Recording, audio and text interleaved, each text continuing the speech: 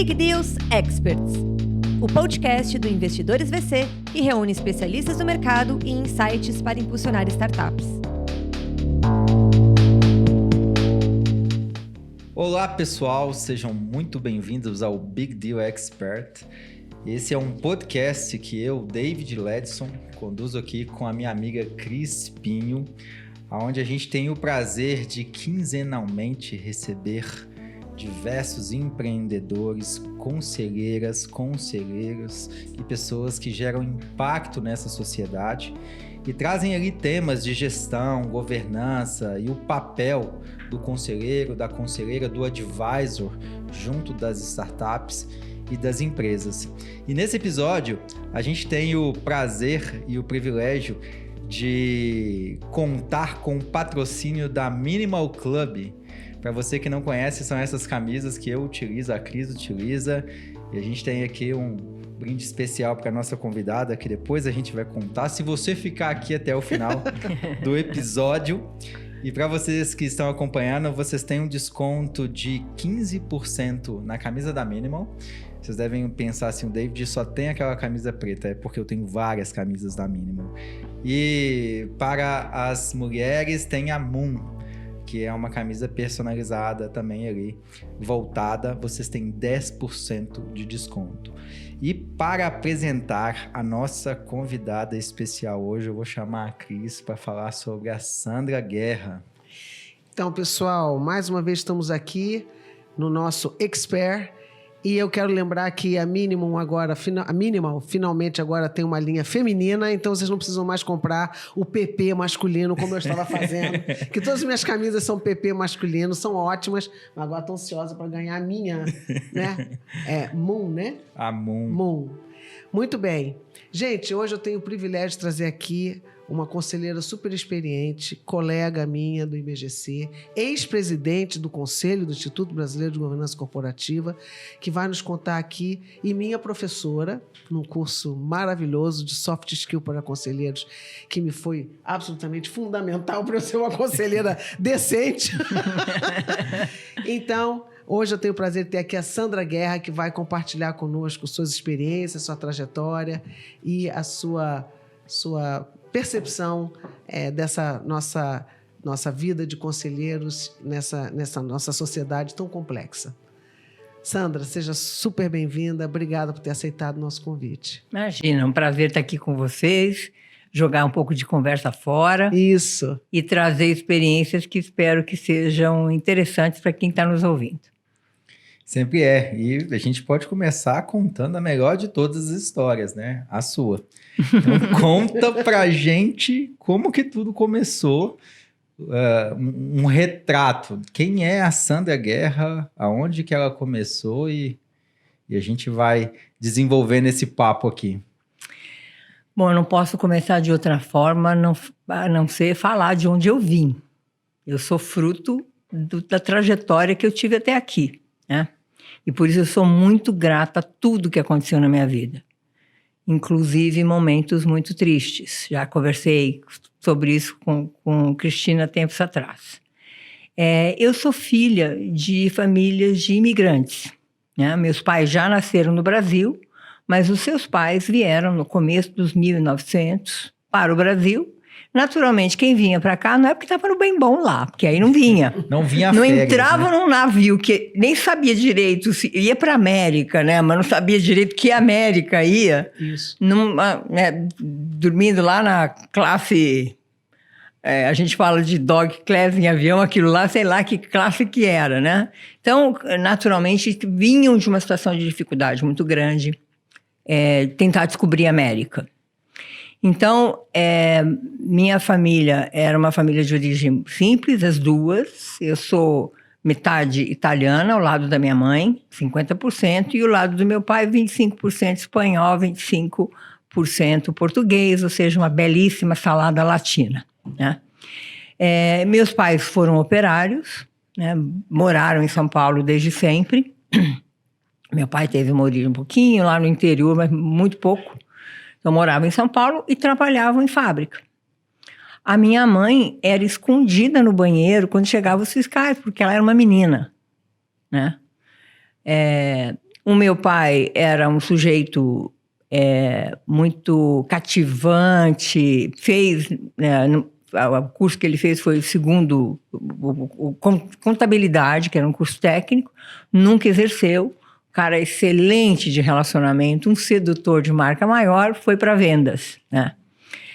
Então, eu fui criada por essa família. O meu pai, mudando a sua atividade, ele foi criando um patrimôniozinho, comprou a primeira casa. Meu irmão, que é 7 anos mais velho do que eu, brinca que eu já fui de carro da maternidade para casa, e ele não, né?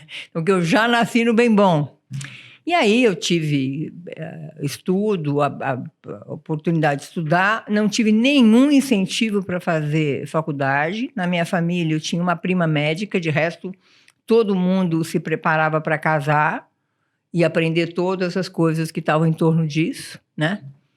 E eu, embora tivesse muita liberdade na minha casa, meu pai tinha muita confiança em mim. Aliás, meu pai, os amigos das minhas amigas, quando a gente saía, perguntavam: a Sandra vai? Então, tudo bem. Então, embora eu tivesse toda essa confiança, eu queria ganhar o meu dinheiro. Eu queria ter essa independência. Então, não era para fazer alguma coisa diferente que meu pai não permitia. Não, era porque eu queria. Então, eu comecei a trabalhar com 14 anos. Na verdade, um pouquinho antes eu trabalhei numa escola de inglês, porque eu aprendi inglês em escola mesmo, cedo, fazia um curso de inglês fora da escola. Eu sabia um pouco mais de inglês e eu fui convidada pela mesma escola onde estudei para dar aula para criança. E aí a escola onde eu estudei me convidou para dar aula para as crianças de 3ª e 4ª série. Eu tinha 14, elas tinham 9, 10... E o bom era que eu era grande já, então punha um certo respeito. Mas interessante isso na minha história, porque ser professora é um papel de liderança, para o qual eu estava nem um pouco preparada. Então, e isso ao longo da minha vida, vem se mostrar como uma coisa repetitiva. Eu nunca estou preparada para o próximo. Eu sempre entro em situações muito desafiadoras para mim.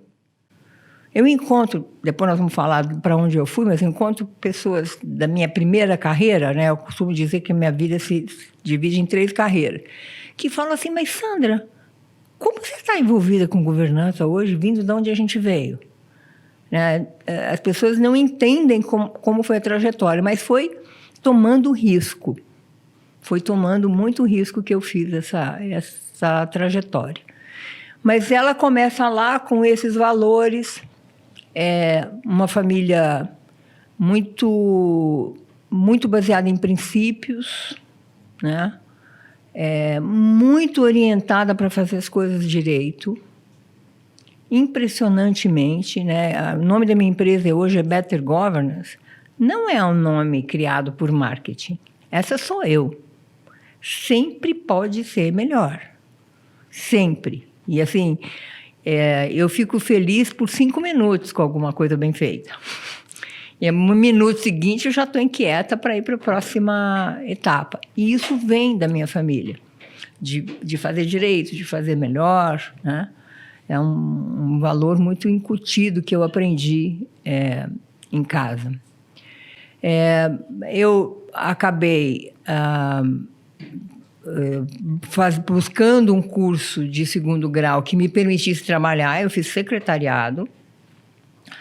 Nunca trabalhei como secretária, mas eu queria justamente ter um curso que me permitisse trabalhar. Mas eu comecei a trabalhar como professora, depois trabalhei em eventos, vendi cursos de inglês.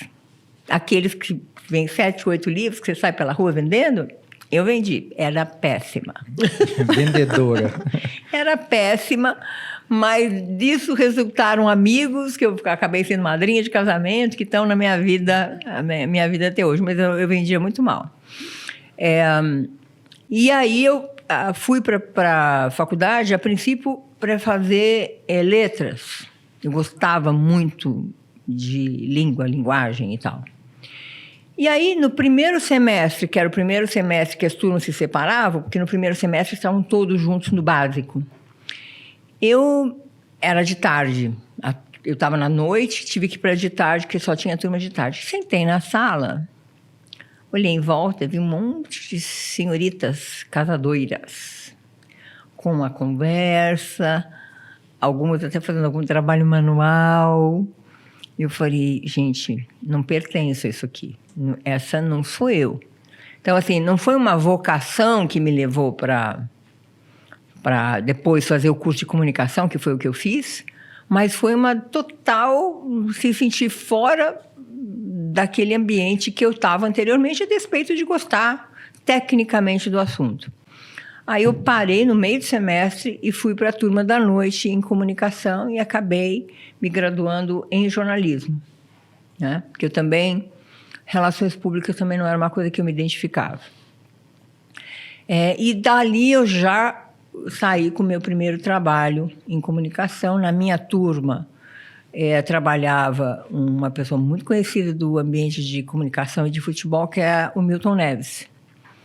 O Milton vinha de Muzambinho, era um sujeito que, inclusive, passou muitas dificuldades para conseguir terminar a graduação dele aqui, e já trabalhava na Jovem Pan.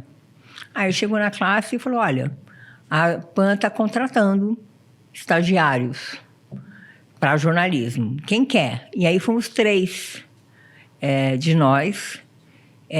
Me lembro até hoje, no aeroporto, falar com o diretor de jornalismo, que hoje é nome de túnel em São Paulo, Fernando Vieira de Mello. E aí eu comecei no dia seguinte. Trabalhar como repórter, sem ter menor ideia daquilo. A gente tinha aula de rádio na faculdade, mas uma coisa é ter aula, outra coisa é ir para... É ir para o campo de batalha, né? Ir para o campo de batalha. Se considerava da foca, que é a expressão que se usa para o profissional novo no jornalismo, com direito a todas as brincadeiras que fazem com foca. Eu era a única mulher trabalhando em reportagem. As outras mulheres trabalhavam em programas mais genéricos e tal. E eu logo me lembro, a primeira matéria foi feita na Prefeitura de São Paulo, com um secretário de saúde. Vai lá procurar fulano de tal, nem sabia ali usar direito do gravador. Então, tive vários batismos ali importantes, como estar num plantão, num fim de semana. Não entrava ao vivo, né? Não tinha condição de entrar ao vivo. Então, eu batia o boletim, escrevia a máquina naquele momento, né? E aí dava para o cara, repórter já profissional, para ele entrar. E tinha um negócio, que vocês não são de São Paulo, não lembram, mas quem que era bipando, chamando, que era vinheta para entrar. E tinha dentro da redação uma cabine. Aí começou a tocar a vinheta, o jornalista, o repórter mais maduro, entrega o papel para mim, me joga na cabine e fecha. Meu Deus! Você pode imaginar, não? De fogo. Batismo de fogo total. Assim, já estava tocando o negócio. Eu tinha escrito, né? Claro. Menos mal, que eu sabia o conteúdo. Sim. E aí isso resultou, essa série de coisas e a aflição de falar no rádio num calo na corda vocal. Não acredito. Não era porque falava muito, era o medo, né, de falar, de errar. Então, eu vivi coisas muito interessantes no jornalismo. Depois de lá, eu trabalhei também em televisão. Fui também na Rádio Eldorado, na TV Cultura, na Rede Capital de Comunicações. E aquela coisa da liderança, eu acho que vinha muito à tona, que eu exerci como professora, né, aos 14 anos. Tanto é que eu fui na Rede Capital, que era uma emissora que tinha sido comprada por um grupo educacional aqui em São Paulo. Eles me mandaram para o Sul, onde eles tinham acabado de comprar uma emissora para ser parte da rede nacional. Eu fui para lá, para fazer alguma coisa de jornalismo lá. Ok, certo? Eu fui em novembro, em dezembro teve uma reunião onde eles decidiram que ia ter um jornal nacional e que eu tinha que produzir X minutos diariamente de conteúdo. Lá no Rio Grande do Sul, esse lugar, que estava estabelecida a rádio, era como se fosse uma espécie de Morumbi. Não tinha nada em volta. para quem conhece o Rio Grande do Sul, era em frente ao posto do Figueroa. Todo mundo vai entender, quer dizer, hoje muito mais cheio de coisa em volta, mas naquela época bem remoto.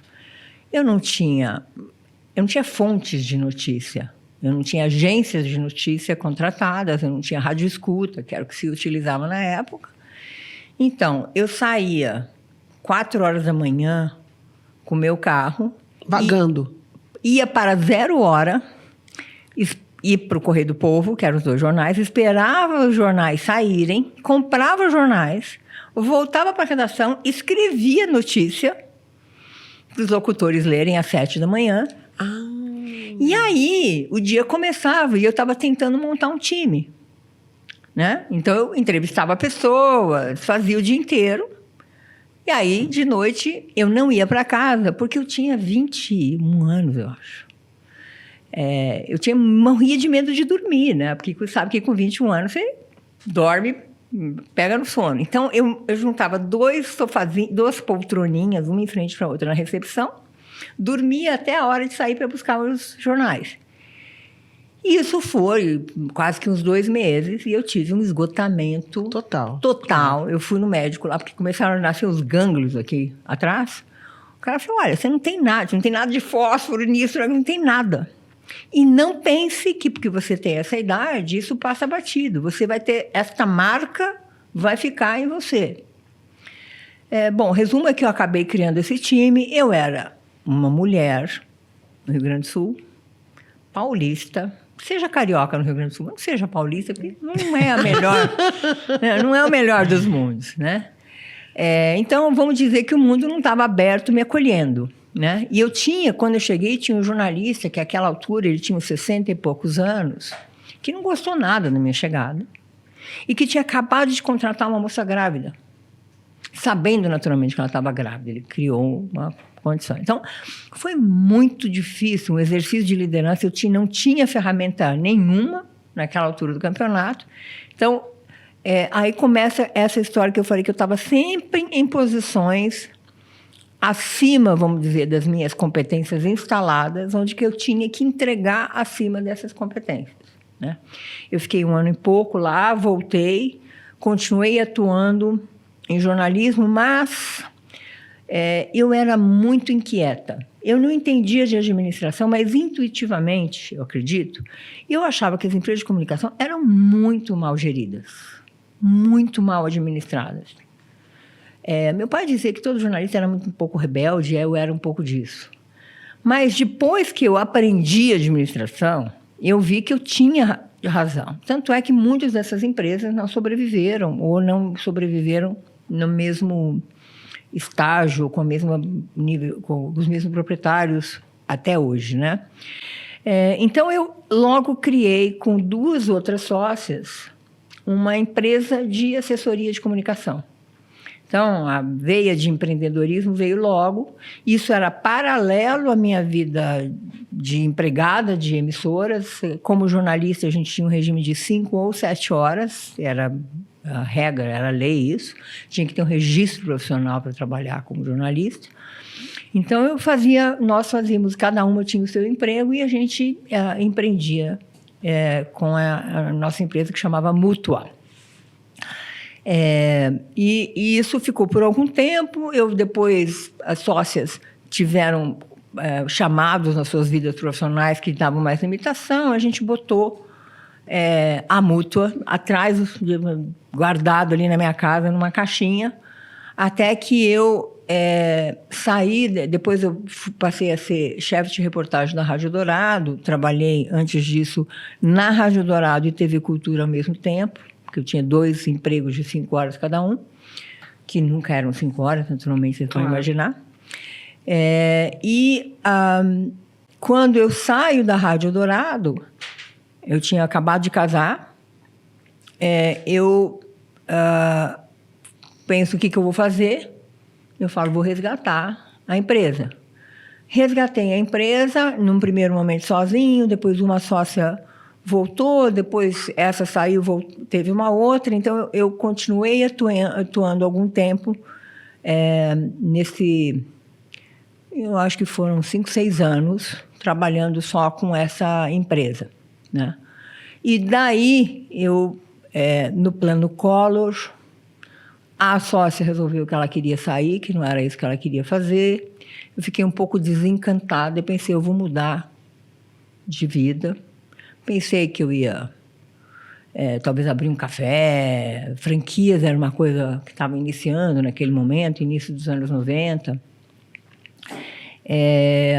Mas aí eu acabei tendo quase 2 anos de sabático. Vocês não vão acreditar no que eu fiz. Não vão. Pintei parede. Para você ou para os outros? Para os outros. Eu fiz um curso de textura. Ah, sim. Naquela época, meu marido que me via sempre desenhando, tinha um dia parado numa loja, comprado pincel, tinta, tudo, telas. E eu estava fazendo curso de pintura quando eu vi, passando na Avenida Brasil, uma placa, curso de textura, fui fazer. Claro. Fiz, me encantei loucamente. E a professora me convida para fazer um projeto que ela estava fazendo em casas já. E assim eu fui e continuei nesse sabático, que era uma coisa muito diferente na minha vida, porque eu era super mental, e como é textura, você não tem, inclusive, forma, né? E quando tem forma, por exemplo, o trompe-l'œil, né? Que você copia uma coisa, sim. É sem pensar, né? Vem direto da criação para a sua mão.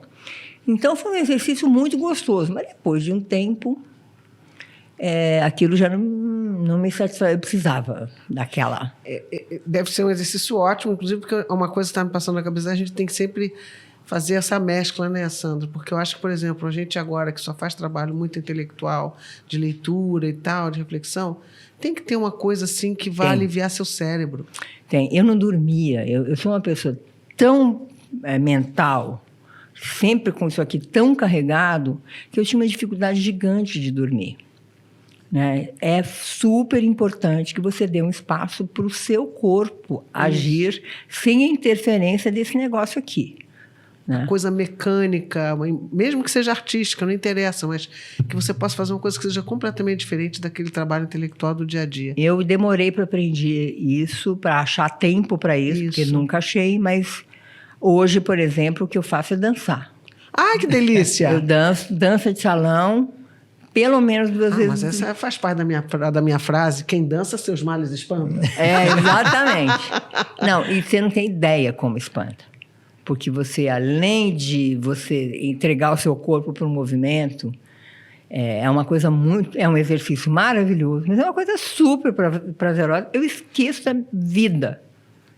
vida. Então, para mim, hoje é assim, um troço que é minha saúde. E dança de salão, você tem que estar focado naquele momento ali, né? Muito, porque você tem passos, você tem técnica. Eu tenho aula, né? Porque além de dançar, eu tenho aulas. Isso. Então, nos últimos 2 anos... Hoje eu danço Zouk. Sabe o que é isso, Cris? Não tenho ideia. Eu danço Zouk. Sou super orgulhosa das competências que eu fui adquirindo ao longo do ano. Isso. Você encontrou uma forma de ficar no presente, né? Porque esse overwhelm, que é a questão do mindfulness, ou seja, esse overwhelm, essa sobrecarga, é muito excesso de passado ou de futuro. Quando você vem para o presente, que você baixa a temperatura e pressão e vive um momento que é o presente, você acaba encontrando escapes para relaxar a cabeça. E trazendo um pouco dentro do contexto das organizações, isso é muito novo. Isso não era falado há alguns anos atrás, né? Você queria o executivo faca nos dentes, sangue nos olhos, 24/7, que desse a vida, a pele e o sangue pelo negócio e que tivesse o tempo inteiro ali. Como que tem sido essa leitura nos negócios de aconselhar pessoas e de falar para elas, olha, nós não vamos falar de negócios hoje, nós vamos falar de vida, balance, equilíbrio. Como que depois, obviamente, depois de toda uma história, você teve que ir vivendo e até chegou o momento que você encontrou esse escape, falou, opa, eu preciso fazer essa parada. Isso é algo relativamente novo, David, esse pensamento que você traz. No momento seguinte do que eu contei aqui, eu comecei uma carreira executiva, né? onde eu fui trabalhar primeiro numa empresa que tinha um modelo de negócio novo no Brasil, e eu acabei sendo a country manager de um negócio inovador que teve que se criar de uma forma muito rápida, com uma metodologia muito específica, e que eu trabalhava com líderes muito jovens. Eu trabalhava 15, 16 horas por dia. Isso era normal, né? As pessoas Era tinham isso normal. como algo, é um anormal normalizado, né? E eu não tinha... Bom, primeiro que me faltava muitas competências comportamentais como líder, mas muitas. Se alguém estiver assistindo, vai fazer assim, eu me lembro.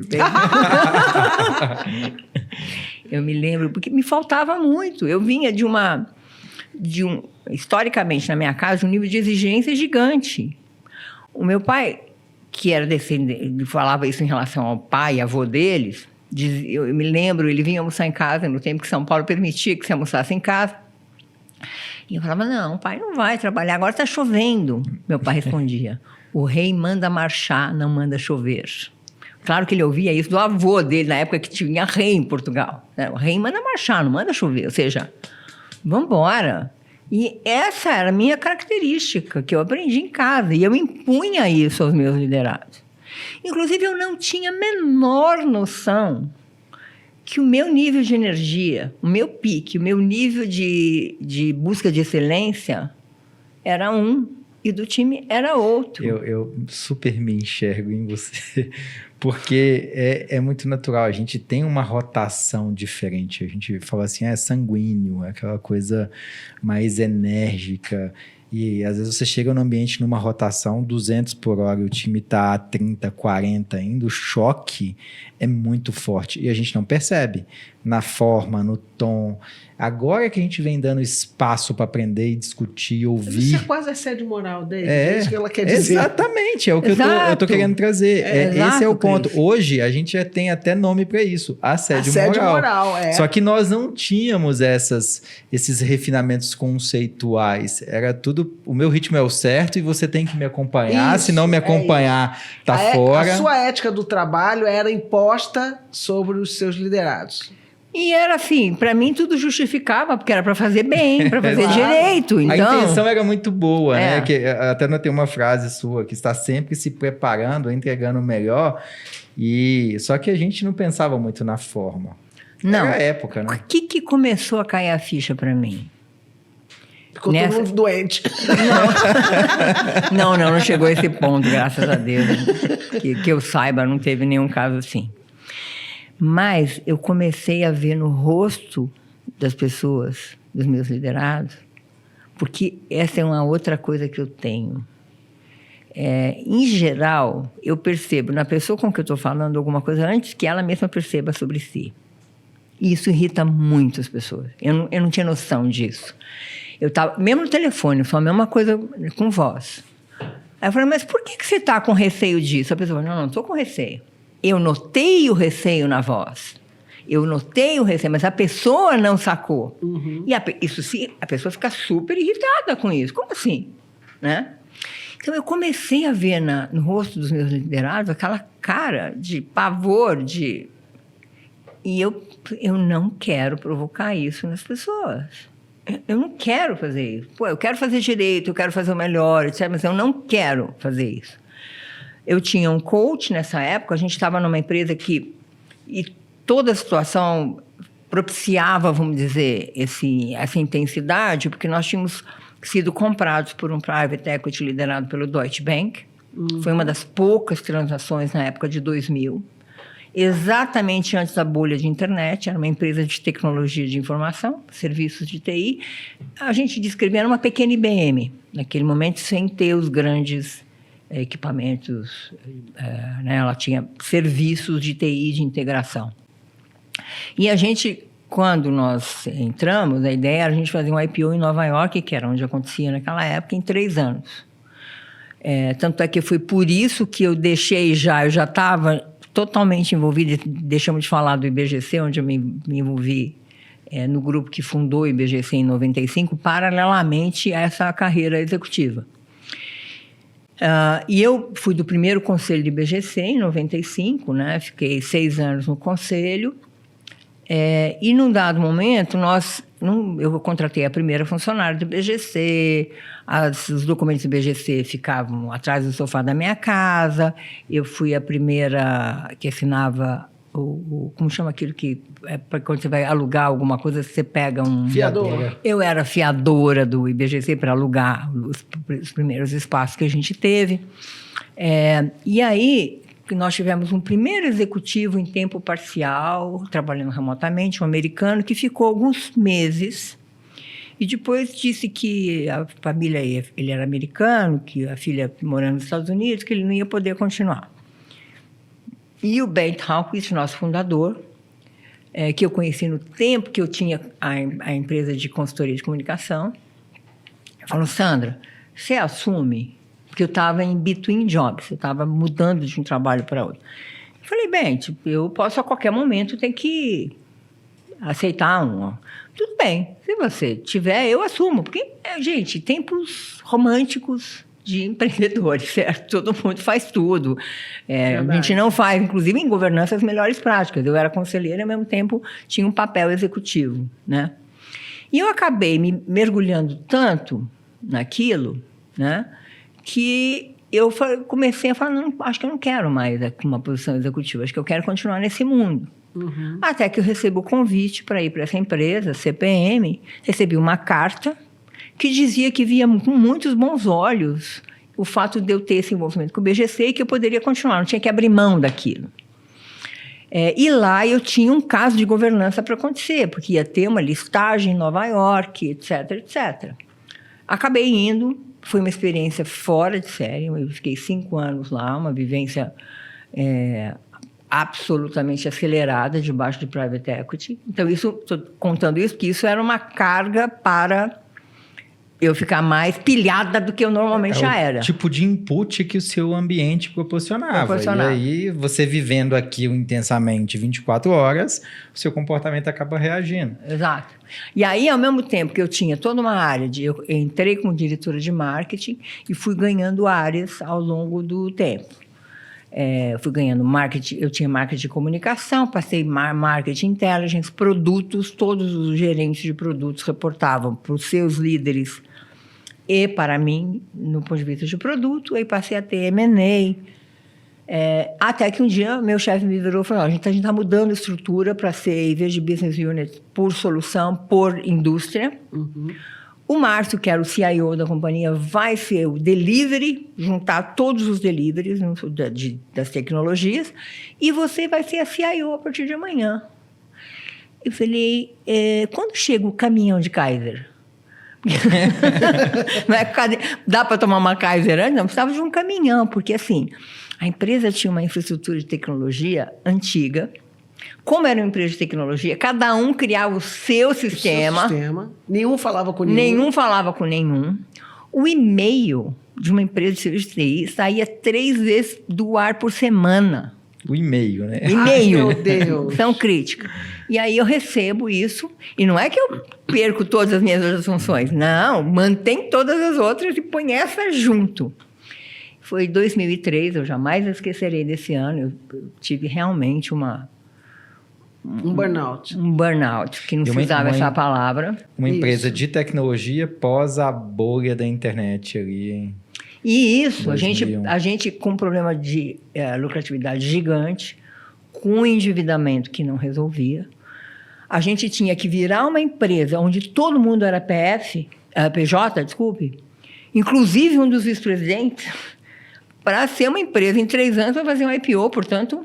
Todo mundo seletizar todo mundo. Deveria seletizar, mudar processo, ser mais lucrativo. Gestão de pipeline. Eu cuidei de várias iniciativas resultantes da estratégia, como era corporativa, né? Eu e a pessoa de RH, a gente ficava com essas frentes. Então, tinha muitas frentes envolvendo a empresa inteira. Então, eu tinha atividade até dizer chega. Até que, nesse ano de 2003, o meu coach, nós 5 que reportávamos para o presidente, tínhamos o mesmo coach, que era parte de um dos programas de transformação para as competências que a gente precisava ter, as mudanças que a gente precisava fazer. O coach chegou aqui para mim e falou assim, o seguinte, já conversei com o Gil, presidente, era uma sexta-feira ou quinta-feira. Segunda-feira você está de férias e não me venha no mínimo 15 dias. Não quero saber. Ele falou, o Gil já está sabendo, você está de férias na segunda-feira. E virou para mim e falou assim, você está abalroando, Sandra. E eu não estava muito percebendo, sem condição. E eu, de fato, fui para um lugar, tipo um spa. Aí, onde eu quero? Eu não quero ir para nenhum lugar. Fui para o spa. Aí, no spa, eu cheguei à conclusão que a semana seguinte eu ia para Bonito, fiz um passeio super bacana em Bonito e voltei mais tranquila. Mas, então, tudo isso para dizer que o ambiente, não uma justificativa, mas acelerava essa Sandra. E aí, eu vendo estes rostos, com este mesmo coach, eu comecei a trabalhar isso. Comecei a dizer, olha, eu não quero ver esse rosto, eu não quero provocar isso nas pessoas, pelo amor de Deus, não quero. Mas não é uma jornada simples você se transformar. Não. E não é só sobre você. Consciência é um primeiro passo, mas é só um primeiro passo. Então, requer um monte de tempo, com outras vivências, com mais maturidade, onde você vai se movendo para um outro tipo de pessoa. Isso aconteceu na hora que eu decido, portanto, muito provocada pelo meu coach, o que você está fazendo aqui? Porque, assim, eu trabalhava lá 14 horas por dia, chegava em casa e ia cuidar de coisas de IBGC. Trabalhava sábado e domingo, ia para conferências que eu pagava, porque em outros tempos do IBGC, os próprios conselheiros pagavam. Tinha um papel de executiva do IBGC, eu pagava para ir no congresso do IBGC, era outro momento. Então, assim, para dizer que eu tinha assim, uma energia, recursos mesmo empregados ali, E eu parei, caramba, por quê? Por que eu faço isso? E aí eu vi que o miolo da minha cebola, conversava com esses princípios lá da governança. Sim. Muito mais. Então, isso me motivava até a fazer essa quarta jornada que eu fazia, e dedicando muito esforço para isso. Foi aí que eu aproveitei, debaixo de private equity, você tem eu brinco, corta e cola, junta, diminui mais gente, uma pessoa tinha 2 funções, 3, 4, 8, 10... Esse é o movimento, Então, eu aproveitei num desses movimentos, fiz uma saída que eu fiz muito bem, eu saí bem, com recursos, etc. E aí, eu fiz essa virada para fundar a minha empresa, Better Governance. Resolvi fazer um mestrado em administração, porque eu queria consistir, eu já conhecia muito de governança, porque já eram 10 anos, naquela altura do campeonato. Mas eu quis consistir, fiz o mestrado. Já no meu mestrado, escolhi estudar Conselho de Administração. E aí, eu abri a Better Governance, portanto, em 2005 e me dediquei inteiramente à governança a partir de então. Eu costumo dizer que eu era casada com o meu emprego e governança era o meu amante. É uma boa ideia. É uma boa. E a minha preocupação é, será que vai ficar tão interessante? Eu depois o marido e fico com a amante. Será que vai ser bacana isso? Será que o amante vai ficar tão interessante quanto é agora? Mas ficou. A chama... Para vocês de casa, isso não é uma recomendação. A chama se manteve no interesse, E aí eu tive mais tempo para produzir, inclusive, conhecimento, me dedicar mais. A vida em conselho começou...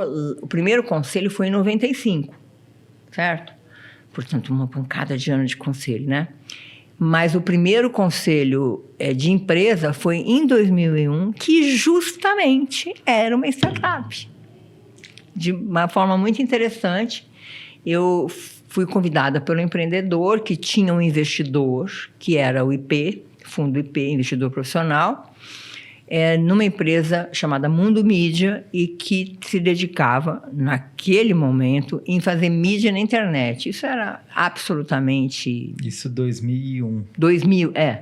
2000 eu fui tinham para lá. internet discada em casa. E não tinha a menor ideia de mídia na internet. Imagina se mídia ia dar certo. Era um outro momento. Essa foi a minha primeiro conselho de empresa. O fundo acabou comprando uma parte maior para poder influenciar mais, porque a empresa não estava indo bem. Não só por causa do mercado, mas a gestão também não estava acompanhando as condições de mercado. E me convidaram para ficar, o que eu fiquei bem honrada, porque eu tinha sido eleita pelo empreendedor, né? E depois o próprio fundo me chamou para ser conselheira, para ser parte de um conselho consultivo junto com o Galó. Foi o primeiro conselho do Galó, ele sempre comenta isso, em que a gente via todos os investimentos da IP Ventures, que eram investimentos chamados na época de nova economia, né? Tinha aplicativo para lembrar o dia do aniversário, porque os celulares não tinham calendário com lembrete de aniversário, nada disso. Então, é interessante que a minha vida de governança de empresas começa num ambiente de empreendedorismo, que a gente não chamava de startup naquela época. Um parênteses para você que nasceu depois do smartphone.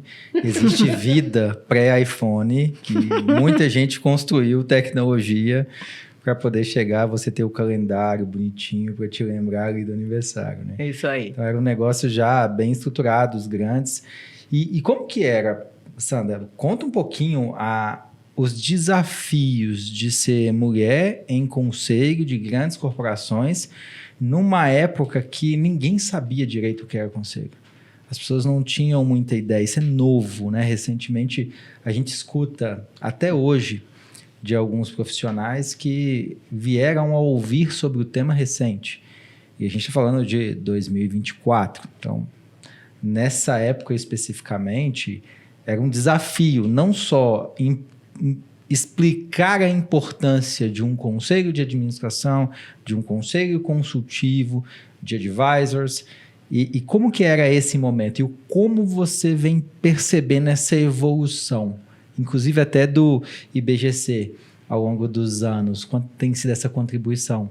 Porque a gente sabe o quanto que governança pode contribuir para as empresas, independente do porte, do tamanho. Mas isso ainda é muito novo, é jovem, é um adolescente ali que está aprendendo ainda a se mostrar para a sociedade. Queria te ouvir um pouquinho desse início da história, dessa construção que você conseguiu ali contribuir ativamente, e depois a gente entrar numa pauta de como que a gente tem visto essa evolução ao longo do tempo. A questão do gênero começa antes da atuação em conselho de governança, né? Como executiva, eu era sempre sozinha. Eu brincava. Eu era bendito é o fruto entre os homens, não entre as mulheres. Principalmente numa empresa de serviço de TI. Depois a gente teve uma outra diretora, mas eu fui sozinha muito tempo. E a gente encontra ainda esse grupo, sabe? A gente encontrou faz um mês e pouco num jantar. E estavam eles todos sentados numa roda. E as esposas e as mulheres do outro canto, eu queria dizer, o que é essa clube do Bolinha? Né? Ela chegou. Eles sempre me obedecem. Eles dizem, não, vocês vão fazer diferente? Nós vamos te contrariar, você está louca? Então, essa história de ser a única mulher no ambiente é uma coisa que já começou no mundo executivo. No mundo de conselho, no mundo de governança, né, em 95, quando a gente criou o então IBCA, nasceu como Instituto de Conselheiros, em 99, que a gente passou a incorporar os outros stakeholders de governança, porque a gente nunca pensou em criar uma organização de profissionais. Mas a gente fez de profissionais porque era assim que tinha na maior parte do mundo, né? Nos Estados Unidos, no Reino Unido, etc. Aí a gente, não é esse o nosso objetivo, aí incorporamos os outros stakeholders. O primeiro código é só sobre o conselho, né? Depois que a gente incorporou acionistas, management, auditoria, etc. e tal. Era entendimento zero. A gente chamava de corporate governance. Não existia uma tradução. A tradução foi feita numa reunião de conselho do IBGC, em 99, porque a gente ia criar um instituto de governança. assim, é uma memória super engraçada, porque eu levei o Aurélio para a reunião. Eu tenho, ele me desfiz quase tudo de papel, mas esse Aurélio eu preservo. Guardou ali, preserva. Né? Porque as Fez pessoas, parte de uma história. as pessoas dizem, mas governança não é isso. Governança é governança de hotel, governança de uma casa. E corporativo também não é isso. Eu falei, não, peraí, gente. Tem uma acepção de governança que se aplica a isso que nós estamos falando. Hoje ninguém discutiria, né? Como é que vai chamar a governança corporativa? É óbvio, mas não era em 99, né? Então, é só para ter uma ideia de que o nível de consciência não se escrevia nada em português. O Bent trazia publicações para a gente de fora, Harvard Business Review e outros. Não existia nada. Eu me lembro num evento que a gente fez na Bolsa, e eu, como eu tinha toda essa vivência de comunicação no passado, eu fui atrás de jornalistas, né? E chamamos a Gazeta Mercantil para uma entrevista. Gente, a entrevista foi assim, uma piada. A pessoa não tinha a menor ideia do que estava falando. Então, esse nível de consciência foi ampliando, mas em alguns segmentos. Você encontra hoje a mesma falta de informação em certos clusters da nossa sociedade que ainda não entenderam. O que ajudou a tangibilizar do que a gente estava falando? As crises. Sim. Veio os escândalos corporativos nos anos 2000. Eu me lembro que teve uma conferência da ICGN, eu fui conselheira da ICGN, essa organização que reúne asset managers. Eles hoje devem reunir os membros, coisa de 45 trilhões de dólares. BlackRock, Vanguard, fundos de pensão, estão todos lá. Em 2001, eu fui na reunião onde eu fui eleita, por sinal, e uma pessoa, Stephen Davis, que está há muito mais tempo nesse mundo do que eu, falou assim, finalmente, tinha tido o Enron, né? Finalmente a minha mãe entende o que eu faço para ganhar a vida. Claro, com a crise da Enron, ela agora entende. Ele agora entendeu? Então, e falta de governança nisso, isso. Mas o crescimento vem com dor, né? O crescimento vem com dor sempre, o aprendizado vem com dor. 2008 foi um outro solavanco, né? Nós estamos falando de 24 anos, salvo as devidas proporções, a gente explicar para os nossos pais hoje sobre startup, scale-up, LTV, CAC, você falar do modelo de negócio de Uber, você falar de modelo de negócio de Netflix, eles têm muita dificuldade de entender. São de 29 anos agora. A gente está falando, é jovem, 29 anos. Comparativamente, você participou da transformação conceitual de um tema que hoje é base de gestão de todas as principais companhias desse país.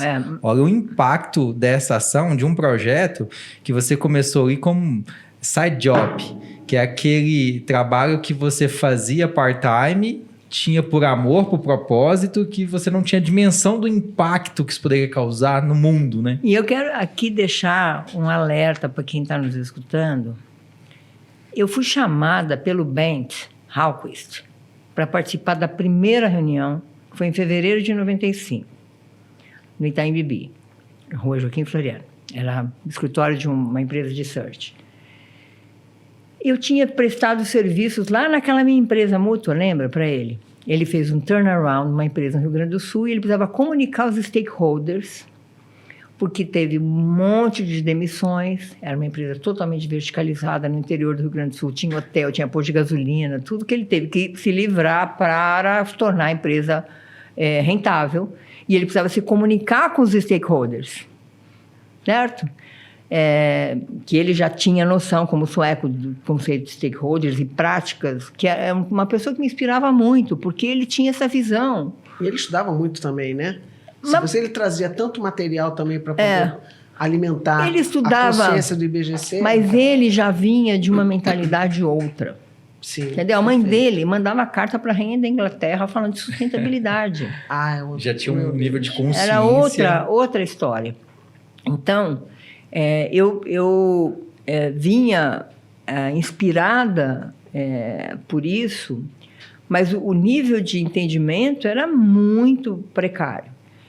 Vieram essas crises, tangibilizaram No IBGC, a gente fez várias respostas à mudança de código, ampliação dos cursos, criação de documentos, uma série de coisas. Mas eu me inquietava. Gente, porque no começo, eu tinha entusiasmo. Não, a gente vai fazer um código, a gente vai fazer curso, a gente vai... Parará, isso vai melhorar a governança. Aí, pum, acontecia o que acontecia, inclusive na crise financeira internacional, claramente com casos no Brasil, né? Sim. E aí eu fui atrás de respostas. Por que melhora? Melhora regramento no mundo inteiro, Sarbanes-Oxley, não sei o quê, práticas, tudo, princípios de governança da OCDE, e continuam falhando os conselhos, por quê? E foi aí que eu fui buscar a vertente humana, a vertente comportamental da governança, ou seja, governança não é sobre regrinhas. Você tem boas práticas que se apresentam como certas regras? Sim, mas isso não é o que faz a governança melhorar. O que faz a governança melhorar é a consciência que você tem que o caminho de criação de valor da empresa passa por você atuar junto a todos os seus stakeholders de uma forma equilibrada, com equilíbrio, onde o interesse dessas partes interessadas todas são consideradas minimamente na tua equação de criação de valor. Que impactos você cria para esses diversos stakeholders? E os princípios, que são os princípios fundamentais que deixam de pé esse arcabouço que se chama de regrinhas e que, para mim, assim, desde que você entenda os princípios, você não precisa entender mais nada, esquece. Para na situação e pensa, em relação a esse princípio, o que é certo fazer? Você fará uma boa governança, né? Mas, assim, e aí eu fui buscar esse lado comportamental, acabei escrevendo o livro A Caixa Preta da Governança, orientada por esses questionamentos que eu me trazia, fui pesquisar, fui aprender, e, assim, testemunho ao longo desses agora 29 anos, um aumento de consciência gigante sobre o assunto no Brasil, no mundo inteiro. Alimentado por crises também. Alimentado por crises, esclarecido por crises. Esclarecido por crises. Né? Só para o pessoal saber, né, Sandra, fala um pouquinho, a Caixa Preta da Governança fala muito sobre soft skills dos conselheiros. É isso que ela está falando. Então, também é um ambiente da cultura da governança, o fator humano na governança, os cases daquelas pessoas que foram entrevistadas na Caixa Preta da Governança e como é que eles atuaram, qual foi a resposta que eles deram. Exato. Dos conselheiros que foram entrevistados durante pessoas de altíssimo nível no nosso empresariado, falando então sobre os desafios dessa governança, que são muito mais do que check in box, como a gente continua. Eu conversei com 30 e tantas pessoas ao redor do mundo, né? Como eu ia para muitas conferências. Sim, claro.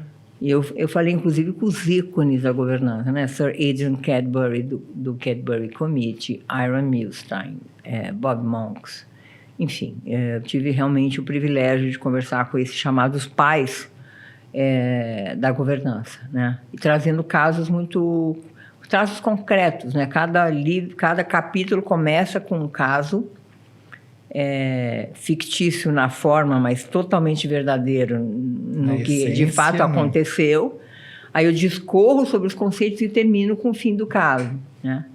E aí entremeando todas essas entrevistas. Foi um trabalho grande de 3 anos. Eu só consegui terminar a hora que eu saí da presidência do Conselho do BGC, porque meus fins de semana já estavam tomados quando eu era presidente do Conselho do BGC. Aí eu saí em março de 16, entreguei o livro para o editor em dezembro de 16. Você falou, Sandra, que esses princípios, valores já estavam dentro de você e por isso você se conectou tão fortemente com essa disciplina que é a governança, né? Você sabe que cada um se apaixona por isso por uma razão diferente, né? Uhum. O meu foi trauma mesmo. Foi trauma, em 2014, na Petrobras. Eu não entendi o que estava acontecendo. Nunca entendi por que eu amava aquela empresa. Quer dizer, era uma empresa que eu respeitava e amava, então eu não entendia como é que aquilo poderia ter acontecido. Na minha cabeça, não fazia não batia. concreto, não batia. E aí, porque eu confiava tanto na empresa que eu não podia imaginar como é que aquilo podia ter acontecido. E aí, sim, com a maturidade, então, a gente começa a perceber que ali tinha um problema sério de governança. E eu não sabia, mesmo como executiva da empresa, para que servia um conselho. Então, uma desconexão muito grande entre a diretoria e o conselho, entre você entender qual era o valor do conselho, então, portanto, não tinha um clima ali de transparência e confiança entre os executivos e o conselho, e o próprio conselho também não sabia atuar como conselho, que ficasse muito claro isso também, exato, né? Exato. Então, isso me levou muito também a contribuir, a pensar em contribuir para a governança melhor das empresas através desse conhecimento. Crises são oportunidades maravilhosas que a vida nos oferece, inclusive as pessoais. Eu passei momentos difíceis na minha vida. Eu fiquei viúva muito cedo. Do meu segundo casamento, eu tive um primeiro casamento com um divórcio muito sofrido e um segundo casamento que eu fiquei viúva depois meu marido ficar 2 anos e meio doente com câncer. Você não escolhe isso. Você realmente não vai torcer para que isso aconteça na sua vida. Mas na medida em que acontece, não é o que acontece, é como você reage ao que acontece. O que aquilo transforma em você? Isso. Né? É a limonada suíça que você vai fazer com os limões que a vida te entrega. Né? Então, assim, quando você vê uma pessoa totalmente entregue a uma dor, a uma situação vivida, você vê que ali tem realmente um problema. Porque a pessoa está entregue a este lado da dor, da perda, etc.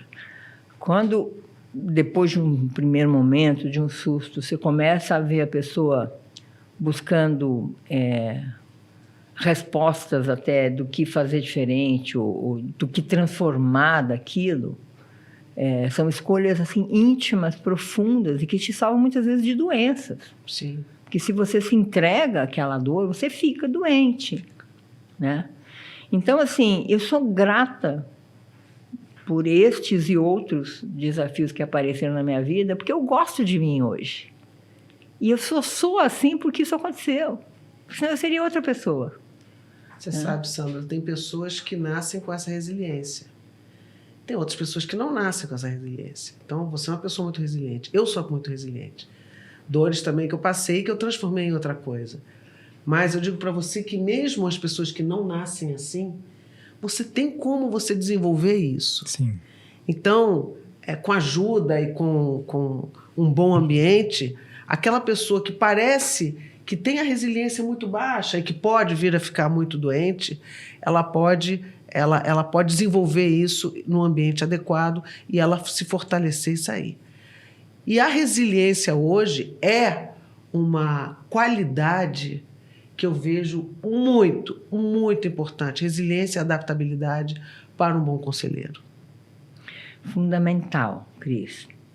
Porque, assim, vamos combinar que, na maior parte das vezes, a contribuição que você traz, nem sempre, ou na maior parte das vezes, o conselho não está preparado para receber essa contribuição.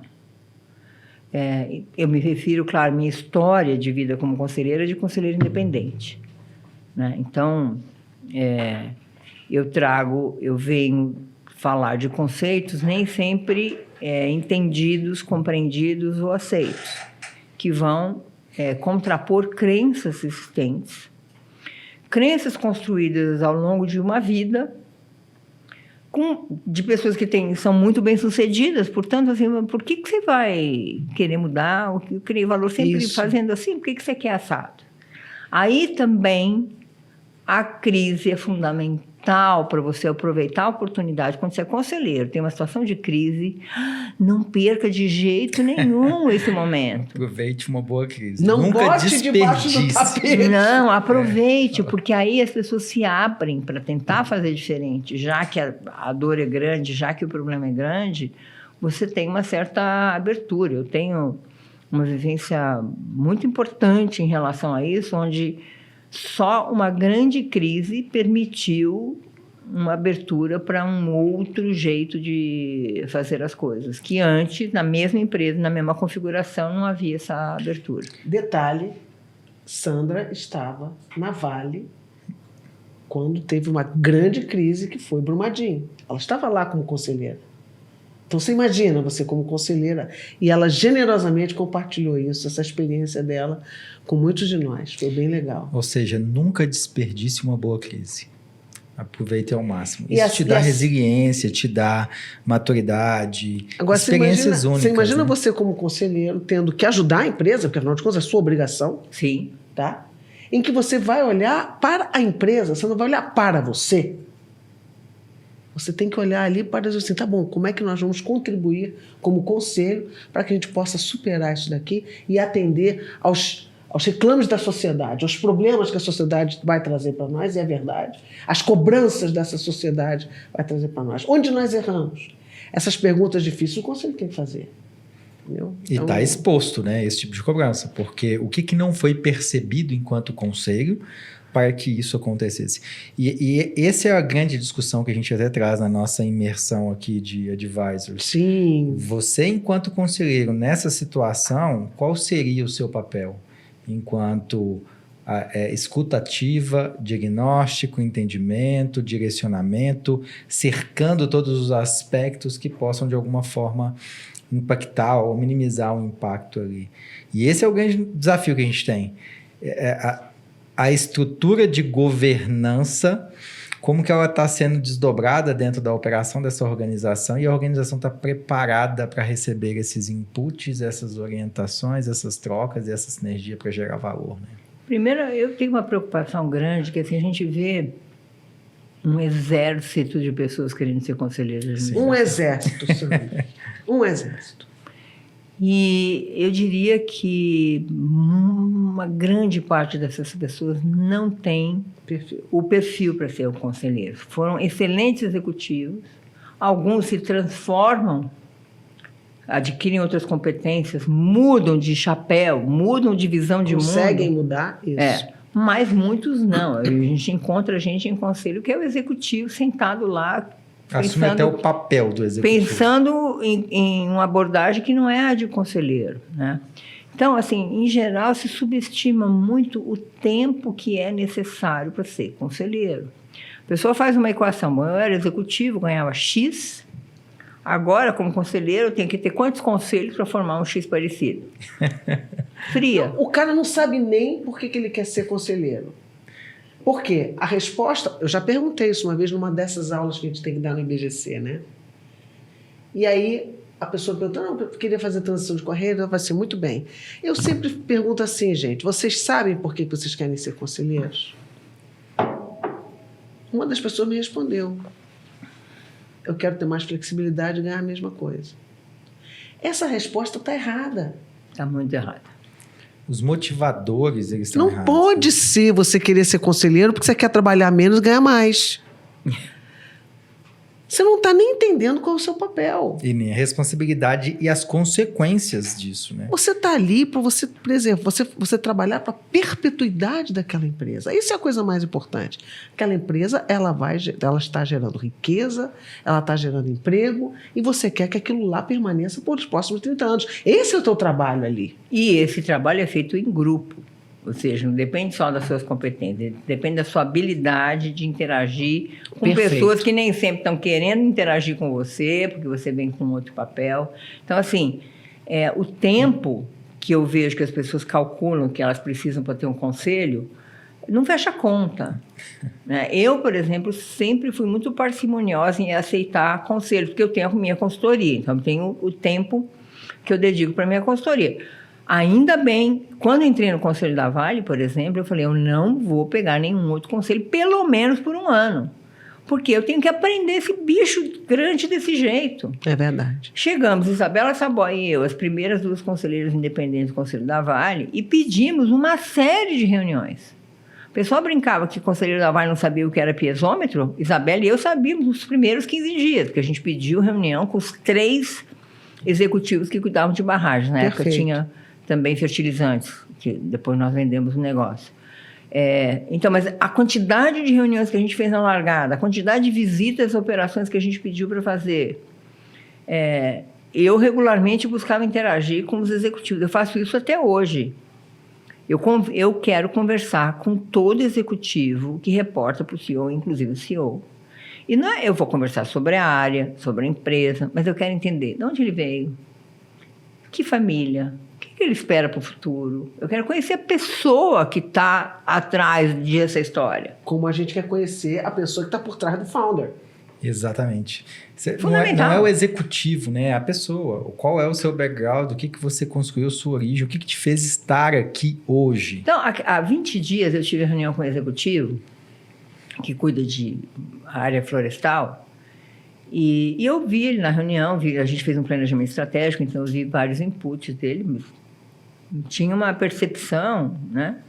Mas eu entendi, o cara veio do interior de Minas, trabalhou com enxada, de uma família muito simples, com princípios X, veio para São Paulo, trabalhou, assim, é outra coisa, não é alguém que se formou com engenharia florestal e está atuando. O cara que nasceu na terra, que tem valores ligados, que chega num produtor qualquer, onde ele vai fazer um arrendamento, ele tem uma conversa de outra natureza, né? Então, o que esse cara quer da vida? Quantos anos ele está? Quanto tempo ele vê? Ele tem sucessor pronto? Não é uma conversa para você fazer uma prova com o cara. É uma conversa para você conhecer o administrador, né? Entender de onde vem o que vem ou o que não vem, né? E isso requer tempo. É mais do que entender do negócio, entender do ser humano por trás do negócio e de que forma essas skills comportamentais podem, aliadas às técnicas, fazer um negócio mais sustentável. Tudo é entregue por pessoas. As pessoas não são movidas apenas pelos incentivos econômicos que elas têm. São também? São. É um incentivo importante. Mas tem outros incentivos, tem outras, e cada vez mais. As gerações passadas eram muito menos motivadas, até porque não acreditavam que aquilo era possível, né? Tem que trabalhar, é o jeito que é. Hoje, você pega uma pessoa mais jovem, não está nem aí para certas coisas, ela quer a vivência, a experiência, ela quer uma empresa que tem propósito parecido com o dela, e ela acha que ela vai ficar um ano aqui, um ano e meio lá, e não dá para trabalhar remoto, não me interessa, porque eu quero estar morando em Lisboa agora. É isso então, mesmo. assim, você precisa entender em que ambiente você está, porque você governa através de pessoas. Você faz a gestão através de pessoas. Se você não entender disso... Então, acho que o fator pessoas está entrando um pouco mais nos conselhos de administração, tem um pouco mais de consciência, mas tem um fator que é super subdimensionado: comunicação. Eu venho de comunicação, certo? Lá atrás, lembra? Jornalista. Então, eu sou muito... E isso, para mim, foi um diferencial na minha carreira gigante. Gigante, né? Primeiro porque, assim, fazer pergunta, para mim, eu não tenho o menor problema de fazer pergunta. Eu fui treinada como jornalista. Eu fui treinada a observar, pegar indícios, pequenas coisas que não são visíveis. Eu fui treinada para isso. Eu fui treinada a fazer pergunta. E eu fui treinada a comunicar o que eu aprendo. Então, isso foi um grande diferenciador. Quando vocês souberam de que a competência comunicação foi buscada para uma posição de conselho? Eu não soube. Nunca ouvi falar. Agora, estou sentada na maior crise empresarial internacional, que foi de Brumadinho. A competência de comunicação é fundamental. Claro. Eu era a única no conselho que, por acaso, né, muito por acaso, tinha essa competência. Porque você não era teu mandato sobre isso. Não era meu Não mandato. era. Mas assim, e eu tinha pouca gente com quem ter interlocução sobre o que eu estava falando. A empresa, a comunicação não era um ativo importante naquele momento da Vale, historicamente. Não investia em comunicação, nem atitude de escutativa, isso tudo não estava presente. lá. O conceito Media Training, ele veio depois dessas grandes crises que pegaram muitos executivos despreparados completamente, não conseguiam falar sobre o negócio. Não é só falar sobre o negócio, eles não conseguiam lidar com a câmera, com a pressão, com perguntas que estavam fora do script. E não ter essas habilidades ou pessoas que troquem sobre isso tornou-se os negócios cada vez mais complicados de saírem dessa situação. Né? Naquela época que eu tinha minha primeira empresa, que eu contei como empreendedora, eu dava Media Training. Então, quando aconteceu o Brumadinho, tinha uma preocupação, eu estava encarregada da montagem do comitê de reparação, que foi coordenado pelo Leonardo Pereira, com 2 outras competências, uma pessoa que era um psicólogo e tinha competências de direitos humanos, que tinha atuado na faixa de Gaza, enfim, Nossa. muito diferenciado, e uma que vinha do ambiental, porque a reparação tinha que ser feita mais o econômico, e o Léo Pereira, como coordenador, também preenchia essa parte. E eu queria imediatamente, aconteceu 25 de janeiro, a gente montou esse comitê muito rápido, né? Contratamos uma empresa de search que disse que nunca tinha feito uma montagem de comitê tão rápido como fizemos.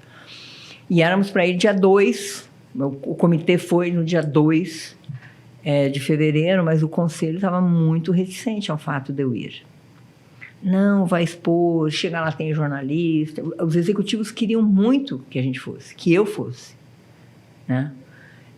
Mas você tem que fazer escolhas de batalhas o tempo inteiro no conselho. E eu pensei, nós estamos só no início da jornada. Se eu optar por fazer um racha aqui, como é que vai ser essa interação? E eu decidi não ir, eu estava absolutamente agoniada de não ir, mas eu não... Era principalmente um conselheiro que tinha muita restrição, tinha muita dúvida, e acabei não indo. Eu fui 15 dias depois, porque aí as coisas se evidenciaram, né? E foi essa habilidade de comunicação que me colocou na posição... primeiro, a gente se comunicava mal, o conselho não se comunicava nada, e nem podia se comunicar em on, digamos assim, porque a gente estava numa situação de possibilidade de ações contra nós, de toda a ordem. Então, qualquer fala formal é delicada, né? Principalmente em entrevistas. Mas ficou... eu tive o Eduardo Guardia, um querido amigo, e que a gente perdeu muito cedo, né? O Eduardo, na época, era o ministro da Economia, porque o ministro tinha saído para se candidatar à presidência da República. E ele, vivendo ele tinha sido RI, ele foi CFO da B3, e vivendo nesse mundo mesmo de governo, ele tinha mais ideias sobre essa questão de comunicação, e ele ajudou a convencer os demais conselheiros que era importante a gente, de alguma forma, ter alguma voz. Ah, mas quem vai fazer isso? O guarda falou, gente, como quem? Tem uma única pessoa nesse conselho que tem essa competência, que é a Sandra. E aí eu passei a atuar como essa interface com os jornalistas do mundo inteiro que estavam fazendo matéria, sempre falando em off, né? Mostrando um pouco o outro lado, né? Sim. Porque todo mundo dava entrevistas e a empresa se comunicava com uma nota oficial. Nota oficial, eu vinha dessa vida de jornalismo. Nota oficial te dá menos de um parágrafo, né? E aí também passei a ter a interação com investidores em nome do conselho. Quer dizer, eu mais ouvia do que falava, mas também contava um pouco como o conselho estava tratando esses temas, gerando, portanto, confiança por parte dos investidores e também com os stakeholders de Brumadinho, onde também eu fui várias vezes, né? Então, você vê, essa habilidade de comunicação que não estava originalmente mapeada foi fundamental em uma situação de crise muito, muito importante. Olha que rico. Habilidade de negociação, tomada de decisão, risco, comunicação, são skills, habilidades comportamentais que se vê presente ou que se espera de um bom conselheiro, de uma boa conselheira. E indo para os nossos finalmente aqui, pelo nosso tempo, Sandra, a gente queria te ouvir. Qual que é a leitura do momento? Qual a sua expectativa para as formações de conselheiros, as conselheiras que estão assumindo aí esses papéis? Como é que você você está percebendo essa governança corporativa atualmente no Brasil e no mundo? Tá olhando em retrospectiva, porque você viveu diversos momentos diferentes, com crise ou não. Hoje, o nosso momento, qual que é a foto? Eu sou sempre uma pessoa super otimista. Sempre fui. Mas eu estou num momento não otimista. Eu acho que há uma banalização da governança corporativa, né? Onde ela está sendo percebida e traduzida como compliance, de novo, aquela coisa das regrinhas. As pessoas supervalorizam o seu próprio conhecimento sobre governança. E, assim, se você vai para uma reunião de conselho e a pessoa de uma empresa como a Vale, alguém fala do nível de Itabirito no minério, você não se arvora a ficar dando palpite, né? E você não estudou na escola o que era Itabirito, qual é a diferença do nível de Itabirito, isso influi ou não influi na pureza. Agora, quando você fala de governança, a pessoa fez um curso, leu um livro e se acha dominante daquele assunto. Entendeu? Totalmente dominante. Então, há um entendimento superficial de governança. Acho que muita gente entrou na onda buscando benefícios, novas chances de carreira, novos serviços criados. Você vê que todas as empresas que estavam aí, incumbentes, de estratégia, auditoria, empresas de busca de executivos, todos passaram a ter serviços de governança que é para entrar na empresa pela porta de cima, né? E ampliar os seus serviços, num conceito de upselling, né? Então, é uma abordagem mais superficial e volto para a minha origem. Se não tiver uma conexão profunda com os princípios, nós não estamos falando de governança. Nós estamos falando de algumas práticas conectadas à governança, que podem ser positivas, mas elas não serão transformadoras, né? A transformação que você tem de governança é quando você vê uma organização que constrói valor a partir desses princípios, genuinamente, porque acredita que transparência cria valor nas relações, porque ela reduz incerteza e ela gera confiança. Se você é meu fornecedor e durante a Covid, você é um fornecedor pequenininho, eu antecipei pagamentos para você sabendo que você poderia morrer, cara, o resto da vida você vai trabalhar para essa empresa. Então, este tipo de princípio, ele não é sonhador. Ele pode ser até sonhador. Porém, ele cria valor de verdade. Então, toda essa discussão em torno de ESG, etc. e tal, para mim é uma discussão que não tem lugar. Eu entendo o ceticismo, até porque o pêndulo talvez foi um pouco exagerado para um lado, mas assim, cria valor porque gera confiança, reduz incerteza. É disso que nós estamos falando. Quando você conhece, quando você confia, você paga mais caro por um item qualquer. Você faz isso quando você compra um eletrodoméstico. Você tem aqui um novo entrante, qual é a manutenção que tem isso aqui? Tem várias redes, tem uma rede aqui de atendimento, e que marca é essa, que não sei o quê? Você paga mais caro pela confiança. Esse é o valor criado pela governança, mas ele cria valor quando ele é efetivamente centrado nessas práticas, motivado por essas práticas, e não por movimentos oportunistas, claro, de uma governança banalizada e superficial. E esses princípios, quando eles são comunicados para toda a equipe, isso gera a cultura da governança a partir dos princípios naquela empresa, com certeza essa empresa vai ter o quê? A sua resiliência muito mais fortalecida no momento de crise. Porque aquele empregado que está ali, ele sabe e ele está lá porque ele acredita nesses princípios e ele quer trabalhar ali, ele quer que aquela empresa sobreviva. Então, no momento de crise que a gente agora não consegue mais prever tudo o que vai acontecer, ninguém conseguiu prever Covid, a resposta da equipe é completamente diferente. de uma empresa que não tem esses princípios. Ou que não viveu uma crise. Na Vale, por exemplo, não fomos nós que precisamos provocar os executivos a terem respostas para um ambiente social onde estava instalado.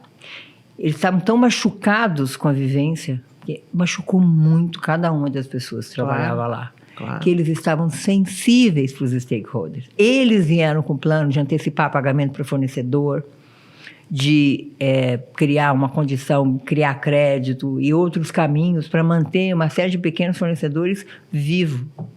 Porque mata a cadeia, né? Se você, não me preocupo com esses fornecedores, ali na frente você não tem fornecedor. Você não tem fornecedor. E você prejudica o seu próprio produto. Mas os empregados estavam chocados como é que isso pode ter acontecido com uma empresa Desse tamanho, né? Com essa excelência técnica. essa excelência técnica. Foi a mesma coisa que aconteceu comigo na Petrobras. Como é que isso pode ter Como acontecido? é que isso pode ter acontecido? É uma incredulidade, né? De como é que isso acontecia debaixo do meu nariz e eu não Debaixo do meu percebi. nariz. Exatamente. Muito Temos bom. muitos cases aí. Gente, a gente ficou falando um tempão aqui. Esse podcast ficou maravilhoso, muitos insights, muitos conceitos técnicos. Você vai ter que ouvir ou assisti-lo com um bloco de notas do lado, anotando, buscando ali para amadurecer. E para a gente seguir aqui, a gente tem uma lembrança para nossa convidada, Eba! Ramon, patrocinadora aqui do nosso podcast. Oba, é a desenhada para mulheres. Moonbase. Exatamente. Que bom, adoro isso. Muito obrigada. Muito obrigada. Sandra, aqui tem uma lembrança nossa aqui, ó. Olha que bonito. Olha, que bacana! Você Com um Olha cartão aqui com muito carinho para você. Que bacana! Muito bacana. Esse pessoal é muito profissional, hein? Olha, escrito à mão. à mão. Olha que personalizado. luxo, olha que luxo. Muito obrigada, gente. É uma forma que a Obrigada a gente encontrou de eternalizar ali para você e para família e para aqueles que vão acompanhar o conteúdo aí em todos os streams. Pode encontrar o nosso podcast. Já vai sair, de 15 em 15 dias a gente divulga. E a gente gostaria de saber onde que as pessoas te encontram, possam consumir mais conteúdo seu, estar mais próximo e saber um pouco mais da sua história. Olha, eu acabo concentrando muito no site da Better Governance, né? bettergovernance.com.br. Nós temos também um canal no YouTube da Better Governance, que vocês vão encontrar podcasts, entrevistas. Esse aqui vai estar lá Certamente. no futuro. E a gente também, tanto a empresa como eu, estamos no LinkedIn com conteúdos e partilhando informações e notícias. E também no Instagram. Então, é fácil achar. É muito fácil. Isso mesmo. Legal, pessoal. Para vocês continuarem nos ouvindo, vocês conseguem acessar todas as redes sociais, Investidores VC, o Expert. Temos aqui a imersão de investidores.vc, advisors, o Founders e logo a de M&As. E você me encontra em todas as redes sociais no David Ledson, tanto no Instagram quanto no LinkedIn. E Cris, como que as pessoas te encontram? Então, eu uso muito o LinkedIn, né? Então é Cristina Pinho, Instituto Luiza Pinho Sartori, e aqui no investidores.vc, claro, também, né? No Instagram do Instituto do Investidores. E se você quer saber mais sobre conselhos e trabalhar com alguns cases, vem fazer o curso com a gente, advisors.vc. Eu e o David estamos aqui como professores desse curso. Vai ser um prazer recebê-los. Muito obrigado por mais esse episódio. Até mais, pessoal.